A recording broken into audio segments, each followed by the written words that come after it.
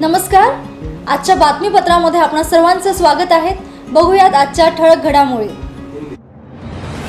लोकसभा निवडणूक 2024 मधील अखिल भारतीय सफाई मजदूर काँग्रेस या स्वतंत्र कामगार युनियनच्या राष्ट्रीय कार्यकारिणीच्या बैठकीमध्ये इंडिया आघाडीला पाठिंबा देण्याचा निर्णय एकमताने घेण्यात आला। सदर बैठकीनंतर अखिल भारतीय सफाई मजदूर काँग्रेसचे राष्ट्रीय अध्यक्ष चरण सिंग टाक व राष्ट्रीय प्रमुख महामंत्री डॉक्टर सुधाकर पणीकर यांनी इंडिया आघाडीच्या सर्व पक्षप्रमुखांना पाठिंब्याचे पत्र दिले। तसेच पुणे, सोलापूर, नागपूर, अकोला, अमरावती अशा विविध ठिकाणी पत्रकार परिषदांचे आयोजन करून कर्मचारी व समाजाच्या बैठकी घेऊन इंडिया आघाडीच्या सर्व उमेदवारांना निवडून आणण्याचे आवाहन केले। मी डॉक्टर सुधाकर पणीकर, राष्ट्रीय प्रमुख महामंत्री, अखिल भारतीय सफाई मजदूर काँग्रेस स्वतंत्र कामगार युनियन। आमच्या राष्ट्रीय कार्यकारिणीच्या झालेल्या बैठकीमध्ये लोकसभा निवडणूक 2024 इंडिया विकास आघाडीला पाठिंबा देण्याचे निर्णय एकमताने घेण्यात आले। या संदर्भामध्ये प्रथम पुणे काँग्रेस भवनमध्ये महाविकास आघाडीच्या सगळ्या उमेदवारांना पाठिंबा देण्याकरिता आमचे राष्ट्रीय अध्यक्ष माननीय चरण सिंग टाक, आमचे सगळा पदाधिकारीगण उपस्थित राहून महाआघाडीला पाठिंबा देण्यात आले। यावेळी पुणे जिल्ह्याच्या अध्यक्ष अरविंद शिंदे, महाराष्ट्र प्रदेश काँग्रेस कमिटीचे उपाध्यक्ष मोहनदादा जोशी, रमेश वाघवे, उमेदवार दंगेकर अशा अनेक काँग्रेस पक्षाचे आणि शिवसेनेच्या आणि राष्ट्रवादी काँग्रेस पार्टीच्या उमेदवारांच्या वतीने अनेक लोक उपस्थित होते। त्यानंतर अकोला, अमरावती, सोलापूर, बारामतीसाठी आम्ही सुप्रिया सुलेला पाठिंबा दिले आणि सोलापूरमध्ये परवादिवशी माननीय माजी गृहमंत्री सुशील कुमार शिंदे यांच्या भेट घेतला। आमच्या राष्ट्रीय अध्यक्ष चरण सिंग टाक आणि मी प्रमुख महामंत्री डॉक्टर सुधाकर पणीकर, बाली मंडपू, सायमन गट्टू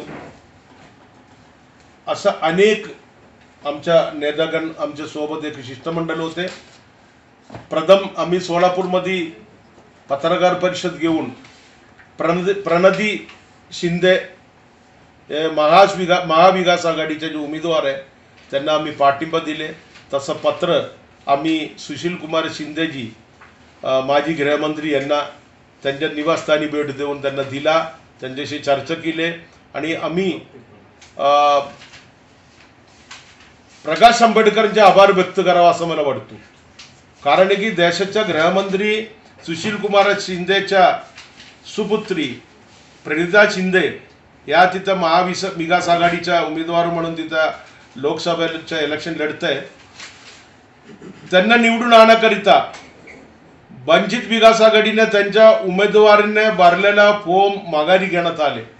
म्हणजे किती लोकांचे विचार आहे, म्हणजे या जातीवादी पक्षाला घरी पाठवण्यासाठी अशा पद्धतीचे अनेक लोक आपला भरलेला फॉर्म माघारी घेते आणि महाविकास आघाडीला पाठिंबा देते।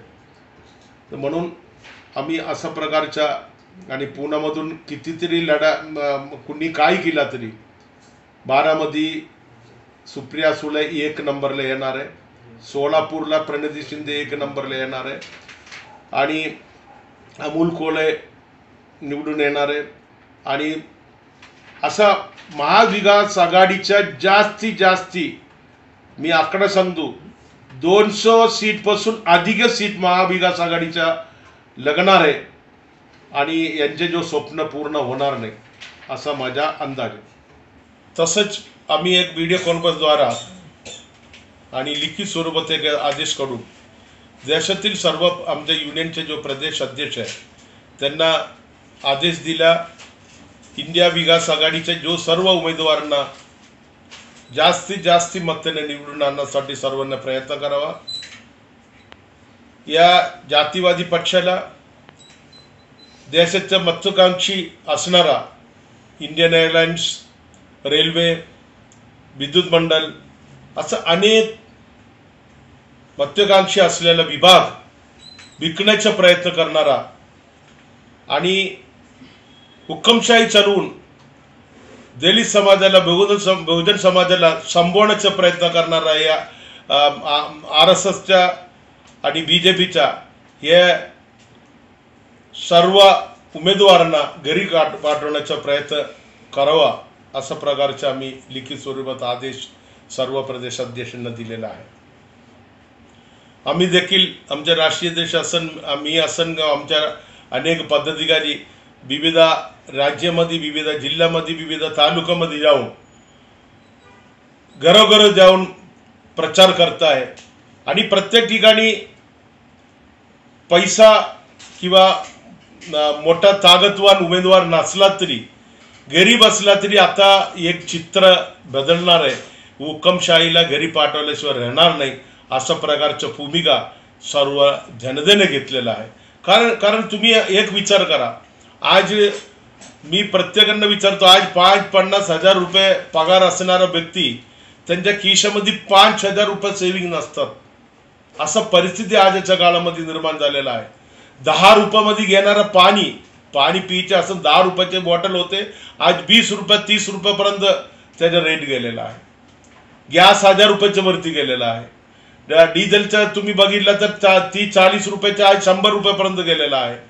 पेट्रोलच्या तरी सांगूनच नको. अशा प्रकारे कुठल्याही वस्तू घ्यायला गेलास, अत्यावश्यक वस्तू घ्यायला गेलास, त्या तुम्हाला तुमच्या खिशा खाली केल्याशिवाय घरी येऊ शकत नाही.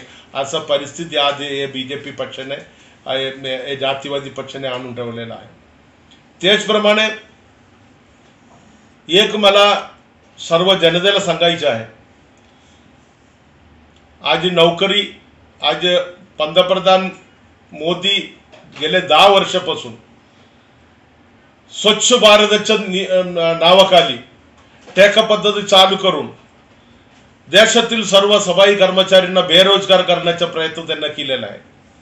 आणि मोठा मोठा ठेकेदारांना करोडो रुपयाचे टेंडर देऊन नगरपालिका असन, नगरपरिषद असन, जिल्हा परिषद असन, शासकीय निमशासकीय दवाखाना असन, कारखाने असन, हे सर्व ठिकाणी टॅक्स पद्धतीने काम त्यांनी चालू केलेलं आहे. म्हणजे येणाऱ्या काळामध्ये भारत देशाच्या युवकांना नोकरी मिळणार नाही हे एक निश्चित करून ठेवलेलं आहे मोदी सरकारने.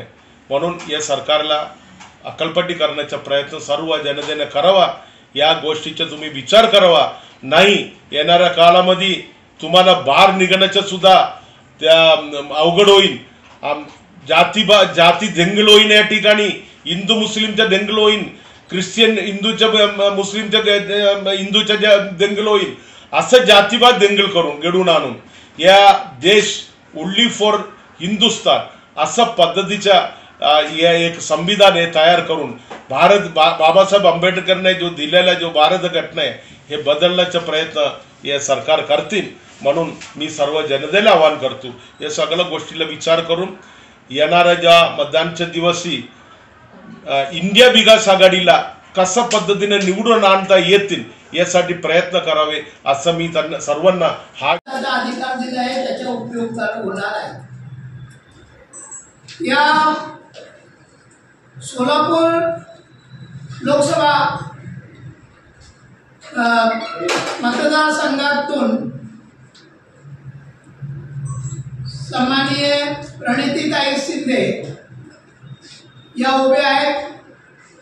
इंडिया अलायन्सला अखिल भारतीय सफाई मजदूर काँग्रेस या संघटनेने राष्ट्रीय कार्यकारिणीच्या मध्ये ठराव घेऊन देशातील सर्व राज्यामध्ये जे घटक पक्ष आहे इंडिया आघाडीचे त्यांना मदत करण्याच्या बाबतीत आम्ही पाठिंबा जाहीर केलेला आहे. त्या अनुषंगाने मी आज इथे सोलापूरलाही आलो आहे. प्रणितीताईंना अखिल भारतीय सफाई मजदूर काँग्रेस व त्या संघटनेमध्ये सामील आमच्या जेवढे जे त्या समाजाची जी लोक आहेत जेवढे सफाई कर्मचारी वर्ग आहेत त्या सर्वांच्या वतीने आम्ही पाठिंबा जाहीर करीत आहोत। हा जो ठराव आहे हा ठराव आम्ही मुद्दाम हिंदीमध्ये लिहिलं आहे, कारण त्याला असं आहे की सर्व राज्यामध्ये आम्ही हे पाठवलेलं आहे आणि सर्व राज्याचे आमचे जे प्रदेश अध्यक्ष आहेत ते याच पद्धतीने प्रत्येक आपल्या आपल्या मतदारसंघामध्ये ते प्रेस घेऊन आणि पाठिंबा जाहीर करून संपूर्ण समाज या इंडिया गठबंधनच्या उमेदवारांना, मग कुठे आप आहे, कुठे काँग्रेस आहे, कुठे राष्ट्रवादी आहे, कुठे बाळासाहेब ठाकरेंची शिवसेना असेल किंवा ममता बॅनर्जींच्या असेल किंवा आपले उत्तर प्रदेशमध्ये सपा असेल, अशा पद्धतीने जेवढे काय घटक पक्ष आहे या सर्व थ्रूआउट इंडियामध्ये आम्ही पाठिंबा जाहीर केलेला आहे। कारण आमची ही जी संघटना आहे एकूण 23 राज्यामध्ये कार्यरत आहे। एक मुद्दा असा आहे की तुम्ही म्हणालात की चतुश्रेणी कर्मचाऱ्यांचं खाजगीकरण केल्यामुळे अनेक लोक बेरोजगार झाले असं तुमचं म्हणणं आहे, बरोबर आहे? बोला ना। माझा प्रतिप्रश्न असा आहे की खाजगीकरणाचा मुद्दा किंवा खाजगीकरणाचा प्रस्ताव कोणाच्या राजवटीमध्ये आला आणि कोणी केला आणि कशासाठी? ठीक आहे, त्याचं उत्तर देईल। ती प्रेस नोट आहे आमच्याकडे, ती प्रेस नोट आहे ती तुम्ही जे वाचताय ते तो मुद्दा आहे आमच्याकडे। आमचा असं आहे की खाजगीकरणाचा जो काय मुद्दा आपण बोलताय